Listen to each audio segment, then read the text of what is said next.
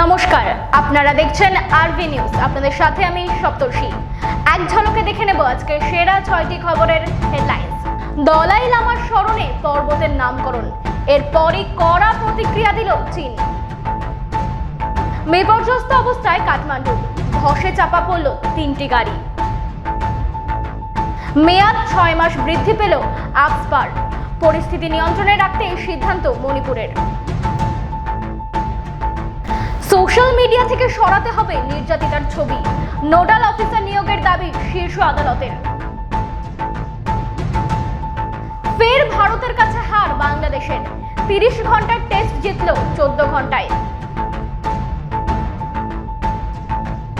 দুচোখে ছিল রঞ্জির স্বপ্ন, স্বপ্ন পূরণের আগেই যেতে হলো না ফেরার দেশে। ষষ্ঠ দলাই লামার নামে অরুণাচলের তাওয়াং প্রদেশের পাহাড় চূড়ার নামকরণ করছে ভারতীয় পর্বতারোহী দল, যা দেখে রীতিমতো রেগে আগুন বেজে। চীনা ভূখণ্ডে অবৈধ অভিযান চালানো হয়েছে বলে কড়া প্রতিক্রিয়া দিল শি জিনপিং এর দেশ, যা ভারত চীনের মধ্যে সম্পর্কে আরও অবনতি ঘটাতে পারে বলেই মনে করছেন আন্তর্জাতিক সম্পর্ক বিশেষজ্ঞরা। এই বিষয়ে সম্প্রতি সংবাদ মাধ্যমের কাছে মুখ খোলেন চীনা বিদেশ মন্ত্রকের মুখপাত্র লিন জিয়ান। ভারতীয় পর্বতারোহীদের সাফল্যের কথা মানতেই চাননি তিনি। জিয়ানের কথায় তাওয়াংয়ের যে পাহাড় চূড়া জয়ের কথা বলা হচ্ছে সেই বিষয়ে তার কিছুই জানা নেই। এরপরই নয়াদিল্লির বিরুদ্ধে হুমকির সুর শোনা যায় চীনা বিদেশ মন্ত্রকের মুখপাত্রের গলায়। তিনি বলেন, ভারতের তথাকথিত অরুণাচল প্রদেশ আসলে তাদের জাংনান এলাকা।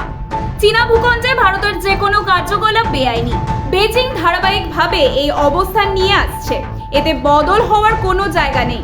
উল্লেখ্য, সম্প্রতি অরুণাচলের তাওয়াং এলাকার একটি পাহাড় চূড়ার অভিযান চালায় national institute of mountaineering and advance sports. 20,942 foot উচ্চতার যে শৃঙ্গটি জয়ের জন্য ওই পর্বতারোহীর দল গিয়েছিল তা এতদিন অনাবিষ্কৃতই ছিল। অভিযানে নেতৃত্বে ছিলেন ভারতীয় সেনাবাহিনীর কর্নেল রণবীর সিংহ। নেপালের বন্যায় মৃতের সংখ্যা ছাড়িয়ে গেল 170-এর গণ্ডি। সংবাদ সংস্থা পিটিআই জানিয়েছে, শুক্রবার থেকে নেপালে যে বিপর্যয় শুরু হয়েছে, রবিবার রাত পর্যন্ত তাতে নিখোঁজের সংখ্যা 42। মৃত্যু আরও বাড়তে পারে বলে আশঙ্কা। রাজধানী কাঠমান্ডুর কাছে বাগমতী নদী এবং তার উপনদীগুলির জল বিপদসীমার উপর দিয়ে বইছে। কোথাও কোথাও নদীর জল দুকুল ছাপিয়ে লোকালয়ে ঢুকে পড়েছে। তাতে ভেসে গিয়েছে রাস্তাঘাট, ঘরবাড়ি এবং অনেক গাড়ি। কাঠমান্ডুতে হাইওয়েতে ধস নেমে একসঙ্গে 35 জনের মৃত্যু হয়েছে রবিবার। নেপাল প্রশাসন সূত্রে খবর, কাঠমান্ডুর দক্ষিণাংশে একটি হাইওয়েতে রবিবার ধস নামে। ওই সময় ওই রাস্তায় 3টি যাত্রীবাহী গাড়ি ছিল। ধসে সেগুলি চাপা পড়ে যায়। ওই 3 গাড়িতে থাকা মোট 35 জনের মৃতদেহ উদ্ধার করা গিয়েছে। দেশের বিভিন্ন প্রান্তে বন্যা কবলিত এলাকায় উদ্ধার কাজে নামানো হয়েছে 3000-এর বেশি নিরাপত্তা কর্মীকে। হেলিকপ্টার এবং মোটর বোটের মাধ্যমে বিচ্ছিন্ন এলাকায় পৌঁছে উদ্ধার কাজ চালাচ্ছেন তারা। পৌঁছে দেওয়া হচ্ছে ত্রাণ সামগ্রীও। মণিপুরে মঙ্গলবার থেকে আরও 6 মাসের জন্য বর্ধিত করা হলো সশস্ত্র বাহিনীর বিশেষ ক্ষমতা আইন। 19টি থানা এলাকা ছাড়া গোটা রাজ্যে এই আইনের মেয়াদ বৃদ্ধি করা হয়েছে। ইম্ফল, বিষ্ণুপুর, জিরিবাম এবং লামফেল সহ বেশ কিছু থানা এলাকাকে আপসপার আওতার বাইরে রাখা হয়েছে। মণিপুরের স্বরাষ্ট্র দপ্তরের কমিশনার এন অশোক কুমারের বিবৃতিতে এই কথা জানিয়েছেন। বিজ্ঞপ্তিতে জানানো হয়েছে, কিছু বিক্ষুব্ধ এবং কট্টরপন্থী গোষ্ঠী হিংসাত্মক কার্যকলাপ মোকাবিলা এবং আইন শৃঙ্খলা পরিস্থিতি নিয়ন্ত্রণ রাখতেই এই সিদ্ধান্ত নেওয়া হয়েছে। উত্তর পূর্বের রাজ্যগুলিতে জঙ্গি তৎপরতা মোকাবিলার জন্য দেশের সশস্ত্র বাহিনীর হাতে বাড়তি ক্ষমতা তুলে দিতে 1958 সালে আপসপা আইন জারি করেছিল কেন্দ্র। 2022 সালের গোড়ার দিক পর্যন্ত উত্তর পূর্বে অসম, নাগাল্যান্ড, রাজধানী ইম্ফল বাদে মণিপুরের বাকি এলাকা এবং অরুণাচলের 3 জেলায় আপসপা বলবৎ ছিল। এরপর ধাপে ধাপে অসম সহ উত্তর পূর্বাঞ্চলের বিভিন্ন রাজ্য থেকে আপসপা প্রত্যাহারের পর্ব শুরু করেছিল নরেন্দ্র মোদী সরকার। গত বছরেও স্বরাষ্ট্র মন্ত্রক জানিয়েছিল, উত্তর পূর্বের যেসব এলাকায় শান্তি শৃঙ্খলা বা নাশকতার সমস্যা নেই, সেই এলাকাগুলি থেকে পর্যায়ক্রমে আপসপা তুলে নেওয়া হতে পারে। কিন্তু মণিপুরে হিংসা পরিস্থিতি পুরো অঙ্ক বদলে দিয়েছে। আরজি করের নির্যাতিতার ছবি, ভিডিও বা পরিচয় প্রকাশ পায় এমন সব পোস্ট পোস্ট সোশ্যাল মিডিয়া থেকে মুছে ফেলার জন্য আগেই নির্দেশ দিয়েছিল সুপ্রিম কোর্ট। তারপরেও বিভিন্ন সোশ্যাল মিডিয়া প্ল্যাটফর্মে নির্যাতিতার ছবি রয়েছে। এমনকি গুগল সার্চ ইঞ্জিনে আরজি করের ঘটনা নিয়ে সার্চ করলেও তরুণী চিকিৎসকের ছবি ভিডিও বেরিয়ে আসছে। এই ধরনের যাবতীয় পোস্ট সামাজিক মাধ্যম থেকে মুছে ফেলার জন্য কেন্দ্রকে নোডাল অফিসার নিয়োগের নির্দেশ দিল সুপ্রিম কোর্ট। সিজিআই ডিওয়াই চন্দ্রচূড়ের নেতৃত্বাধীন 3 বিচারপতির বেঞ্চ কেন্দ্রের সলিসিটর জেনারেল তুষার মেহতার উদ্দেশ্যে সোমবার জানিয়েছে, সাইবার সিকিউরিটি বা তথ্য প্রযুক্তি মন্ত্রকের প্রতিনিধিকে রেখে নোডাল অফিসার নিয়োগ করতে হবে। প্রসঙ্গত, সোমবার শীর্ষ আদালতে নির্যাতিতার পরিবারের তরফে প্রবীণ আইনজীবী বৃন্দা গ্রোভার যেভাবে তরুণী চিকিৎসকের ছবি ভিডিও সামাজিক মাধ্যমে আপলোড করা হচ্ছে তা নিয়ে উদ্বেগ প্রকাশ করেন। বলেন, যা ঘটেছে সেটা খুবই দুঃখের।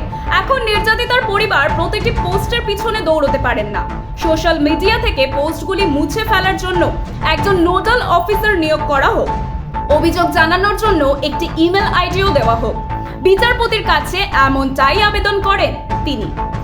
টেস্টের প্রথম দিনে 35 ওভারে 107 রান তুলেছিল বাংলাদেশ। দুদিন নষ্ট হওয়ার পর চতুর্থ দিনে ব্যাট করতে নেমে 233 রানে শেষ হয়ে যায় তাদের ইনিংস। 74.2 ওভার ব্যাট করে তারা। ভারত ব্যাট করতে নেমেই বুঝিয়ে দেয় তারা টেস্ট জয়ের লক্ষ্য নিয়েই খেলতে নেমেছে। প্রথম ওভারেই যশস্বী জয়সওয়াল 3টি 4 মারেন। রোহিত শর্মা প্রথম 2টি বলেই ছক্কা মারেন। তারা বুঝিয়ে দেন দ্রুত রান তুলে বাংলাদেশকে ব্যাট করতে পাঠানোই লক্ষ্য। শুধু রোহিত বা যশস্বী নন, ভারতের সব ব্যাটারই এই লক্ষ্য নিয়ে ব্যাট করতে শুরু করেন। ইংল্যান্ডের বাজবল মনে করিয়ে দিলেন তারা। বাংলাদেশের বোলারেরা বুঝতেই পারছিলেন না ভারতের রান আটকাবেন কিভাবে। ভারতের প্রথম 6 জন ব্যাটারের মধ্যে 5 জনের স্ট্রাইক রেট ছিল 100-র বেশি। যশস্বী 51 বলে 72 রান করেন। রোহিত 11 বলে 23 রানের জোড়ো ইনিংস খেলেন। 35 বলে 47 রান করেন বিরাট কোহলি। লোকেশ রাহুল 43 বলে 68 রান করেন। তাদের দাপটেই 52 রানের লিড নেয় ভারত। ইনিংস ডিক্লেয়ার করে বাংলাদেশকে ব্যাট করতে পাঠিয়ে দেন রোহিত। এই মানসিকতাটাই ভারতকে আলাদা করে দিল বাংলাদেশের থেকে। হাতে মাত্র 2.5 দিন থাকলেও যে ম্যাচ জেতার জন্য লড়াই করা যায় সেটাই বুঝিয়ে দিলেন রোহিতেরা। টি-20 যুগে প্রতি ওভারে 8 রানের বেশি তোলা অবাক করে দেওয়া কোনো ঘটনা নয়, কিন্তু কানপুরের কালো পিচে বল যখন হাঁটুর উপরে উঠছে না, সেই সময় লাল বলে এমন দ্রুত রান তোলা যথেষ্ট কঠিন। সেই কাজটাই সহজ করে গেলেন রোহিতেরা। সেই ইনিংসই ম্যাচের ভাগ্য নির্ধারণ করে দেয়। বয়স মাত্র 28, ব্যাট হাতে ক্রমশ নিজেকে তৈরি করেছিলেন। স্বপ্ন ছিল একদিন বাংলার হয়ে খেলবেন, কিন্তু সেই স্বপ্ন অপূর্ণই থেকে গেল বাংলার প্রতিভাবান ক্রিকেটার আসিফ হোসেনের। মর্মান্তিক দুর্ঘটনায় অকালে প্রয়াত হলেন উঠতি ক্রিকেটার হাওড়ার আসিফ। কলকাতা ময়দানের ক্রিকেট বৃত্তে এক পরিচিত নাম। জানা গিয়েছে বাড়িতে পড়ে গিয়ে মাথায় আঘাত পেয়েছিলেন আসিফ। হাওড়ার এক বেসরকারি হাসপাতালে নিয়ে গেলে তাকে মৃত বলে ঘোষণা করা হয়।